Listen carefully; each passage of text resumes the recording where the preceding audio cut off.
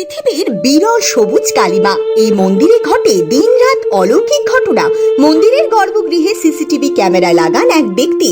সেই CCTV camera মা স্বয়ং নিজে পুড়িয়ে দেন। ওই সিসি ক্যামেরাটা পুরো পুড়ে গেল, অটোমেটিক পুড়ে গেল। কারণ মা রাতের বেলায় মন্দির থেকে বেরিয়ে বাগানে যান। মায়ের এমনকি মায়ের পায়ের ধুলো থেকে যায়, মা বেরোয় এবং সেখানে গিয়ে মা নৃত্য করেন। তখন পুরো বাগান ধোঁয়ায় ভরে ওঠে। বাগানের পাশের বাড়ির জানালা কোনোদিন খোলা হয় না, কারণ সেই জানালা দিয়ে একদিন একজন দেখেছিলেন মাকে। জানলা খুলে দেখছি যেন একটা মহিলা দাঁড়িয়ে আছে। এক মুসলিম গৌ মাংস খেয়ে মন্দিরে প্রবেশ করেছিল। তখন মা স্বয়ং বুকে পা দিয়ে দাঁড়িয়ে যায়। রাতের বেলা কেন বুকে আমার চেপে গেছে। মা এখানে রয়েছে অলৌকিক ভাবে। একটি বাচ্চা মেয়ে কিছু দূর যাওয়ার পর জলের নিচে মিলিয়ে যায়। বীরভূমের লাভপুরে রয়েছে এই মন্দির। জাগ্রত এই সবুজ কালী মায়ের মন্দিরে সকলের মনস্কামনা পূরণ হয়।